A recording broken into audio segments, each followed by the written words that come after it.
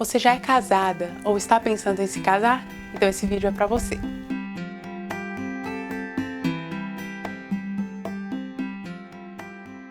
A Bíblia nos dá a receita, nos mostra como ter um casamento bem-sucedido. Nós vemos isso na história do primeiro casal, o casal que o próprio Deus fez, casou e mostrou para eles como deveria ser essa relação. Estou falando, é claro, de Adão e Eva. Quando Deus cria o primeiro casal da Bíblia, ele diz o seguinte princípio: portanto, deixará o homem a seu pai e a sua mãe e se unirá à sua mulher, e serão dois em uma só carne. E ele também, um pouco antes disso, diz ao casal: cresçam e multipliquem. Essas são as palavras que Deus diz para esse primeiro casal que ele criou. E é interessante observar que Deus diz para Adão que o homem deveria deixar o seu pai e a sua mãe, porém Adão não teve pai e mãe, não é verdade? Adão foi o primeiro homem, então ele não teve a figura paterna, materna nem Eva. Mas Deus estava ali estabelecendo um princípio. O primeiro princípio para alguém que quer se casar é deixar pai e mãe. E esse deixar pai e mãe, além de um deixar geográfico, né? Você não vai mais morar na casa dos seus pais. Além de um deixar no sentido de que eles não são mais a prioridade agora é a família que está começando, você, seu esposo, ou você, sua esposa. Além desse deixar, a Bíblia mostra um princípio para nós. Nós fomos criados, nós tivemos o nosso lar e nós vamos aprendendo muitas coisas boas, é claro, mas nós também carregamos muitas experiências, carregamos muitos ensinos dos nossos pais que talvez devam ser abandonados nesse novo lar. Muitas vezes também, não só ensinos errados, mas o estilo de vida. Talvez o estilo que você viu na sua casa não seja exatamente o estilo que você e seu cônjuge vão abraçar. Isso é completamente normal. Quando você se casa, você descobre uma pessoa que foi criada de uma forma e você se vê totalmente diferente daquela pessoa. Se você já se casou, você pode concordar comigo. E eu não estou falando necessariamente de coisas certas ou erradas. Estou falando apenas da forma como a pessoa foi criada. Por exemplo, na minha vida, o meu marido teve muito mais a questão de sair, a questão de ir para bares, ir para pizzaria, ir para restaurantes, enquanto ele estava crescendo. Eu não tive muito essa vivência, então eu sempre fui mais caseira, sempre fui mais reservada. Ele já teve uma vivência mais sociável, com mais pessoas. Nós já tivemos uma diferença bem grande nisso. E quando você se casa, essas coisas, por vezes, podem dar choque no relacionamento. Muitas vezes nós tropeçamos nas pequenas coisas. E o que acontece? Essa nova família que está nascendo, vocês vão criar. Qual vai ser o estilo de vida de vocês? Baseado naquilo que vocês sonham, baseado nos propósitos que vocês têm como casal, baseado na palavra de Deus também, é claro. Mas o primeiro princípio é o princípio de deixar. Princípio de deixar pai e mãe. Deixar muitas coisas que nós aprendemos, deixar muitas coisas que nós vimos também. Você também pode ter visto na sua casa exemplos que você não quer para você. Talvez a sua mãe se frustrou na vivência dela de casada, talvez ela era aquela mãe, aquela mulher, aquela esposa que dava tudo pro marido, entregava o prato de comida, passava as roupas dele, cuidava do marido, mas esse marido não foi o que ela queria, não correspondeu. E talvez você cresceu ouvindo sua mãe dizer: olha, não trate homem bem, não fique dando tudo na mão porque eles não valorizam. E talvez isso cresceu dentro de você como uma verdade, mas não é assim que nós devemos agir. Isso aconteceu com ela. Não quer dizer que se você for uma mulher que serve o seu marido, ele não vai te valorizar. Isso não é uma relação de causa e consequência. Mas como a sua mãe pode ter vivido isso, você pode estar carregando coisas que você tem que deixar. O princípio de deixar. Ou talvez os homens também. Tem vezes que eles viram o pai, talvez falar: não, mulher a gente trata assim, mulher a gente tem que tratar com dureza, senão elas não fazem o que elas devem fazer. Não é assim que a Bíblia diz. Então a primeira coisa que você tem que fazer é deixar. Deixar ensinos que não correspondem à palavra de Deus e também deixar aquilo que não vai casar com o seu estilo de vida com a sua esposa. Que não necessariamente era errado que seus pais fizeram.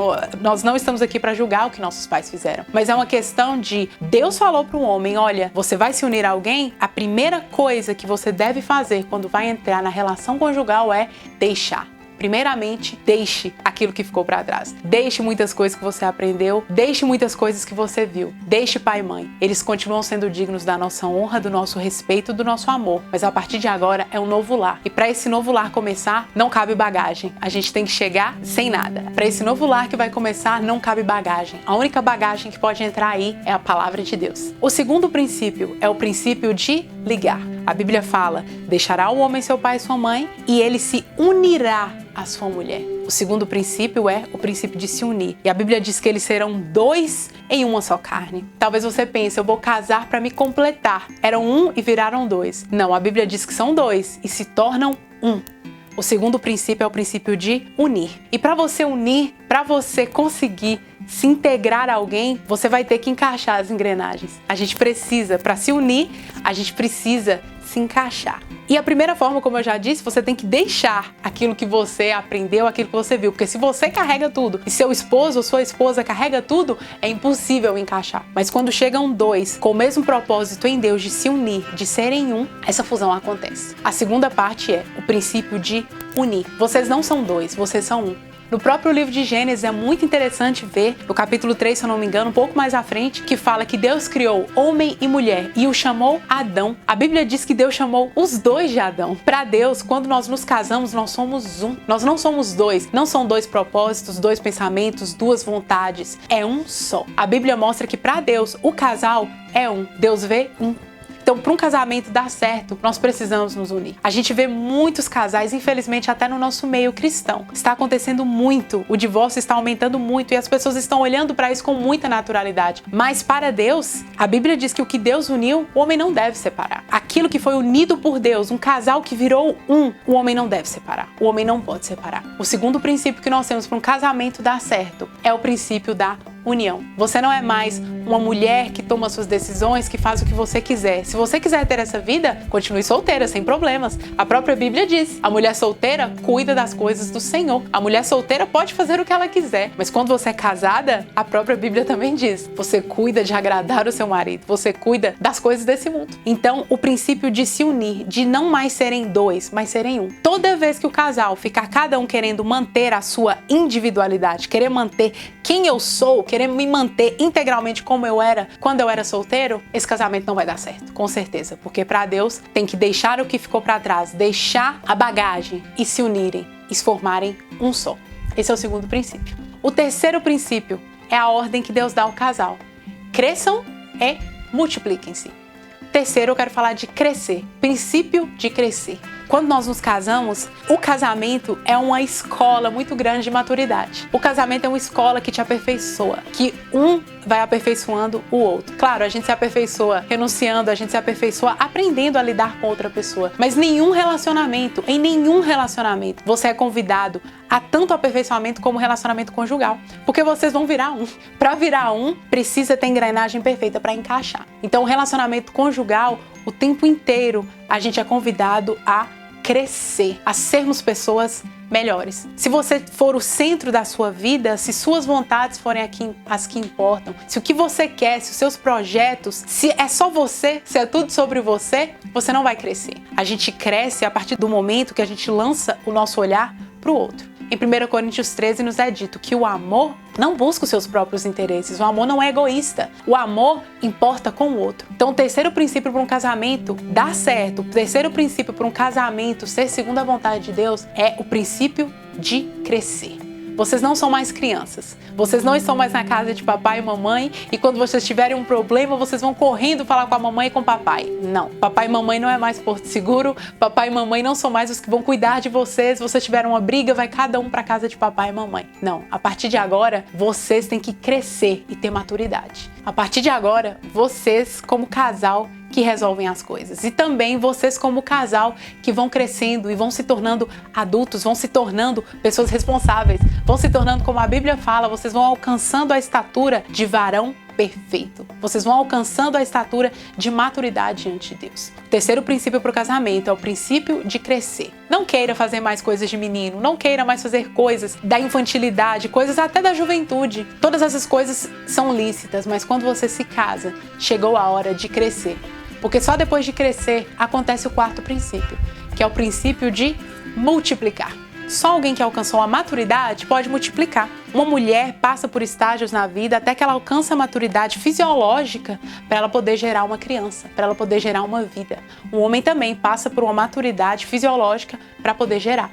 E só quando nós passamos por esses estágios, nós podemos multiplicar. Esse é o quarto princípio do casamento, o princípio de multiplicar. Quando nós deixamos as bagagens, deixamos pai e mãe, quando nós nos unimos ao nosso cônjuge e nós crescemos, aí sim chega o momento que nós podemos gerar frutos e multiplicar. Chega um momento maravilhoso que nós podemos nos tornar pais e mães e desfrutar um pouco da natureza de Deus, desfrutar um pouco do amor que Deus tem pelos seus filhos. Esse é o quarto princípio do casamento. O casamento precisa multiplicar. Talvez você pense, não, mas eu e meu marido, infelizmente, tivemos um problema e nós ainda não tivemos filhos. Infelizmente, nós passamos por uma situação que Deus não nos deu filhos. Não importa. Não estou dizendo que esses casais não multiplicam. Vocês multiplicam sim. Porque através da vida de vocês podem gerar muitos filhos espirituais. Através da vida de vocês podem multiplicar o amor de Deus e mostrar para muitas pessoas que é possível sim ser um casal, ser frutífero. É propósito de Deus que um casal multiplique.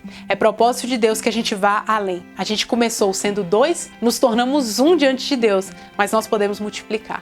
Multiplicar do amor de Deus. Principalmente podemos multiplicar tendo heranças que o Senhor nos conceder. Esses são os 4 princípios para um casamento dar certo. O princípio de deixar, o princípio de unir, o princípio de crescer e o 4º princípio de multiplicar. Você já está aplicando esses princípios na sua vida? Se você já se casou, ainda dá tempo. Ainda dá tempo de você parar, deixar para trás, deixar os conceitos que você teve enquanto você cresceu, deixar papai e mamãe. E muitas pessoas até reclamam de terem interferências de mãe, de pai, de sogro e sogra no casamento. Talvez é porque você não deixou. Talvez você leva muitos problemas para eles se sentem responsáveis por esse casal e eles não devem ser mais responsáveis por isso. Essa agora é uma nova instituição, é um novo casal. É o princípio de deixar, o princípio de se unir. Enquanto vocês estiverem competindo para ver quem ganha, vocês nunca vão se unir. Enquanto um está ganhando, os 2 estão perdendo. Mas quando vocês 2 estão ganhando, o reino de Deus também ganha. Terceiro princípio, o princípio de crescer, de alcançarmos a maturidade, de nos tornarmos pessoas melhores, de nos tornarmos pessoas segundo a vontade de Deus.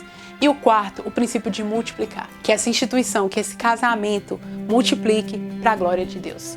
Você gostou desses 4 princípios? Você vai começar a aplicá-los na sua vida? Ou você que ainda tem a dádiva de não ter se casado, já comece com esses princípios, porque eu tenho certeza que o seu casamento vai ser um casamento segundo a vontade de Deus.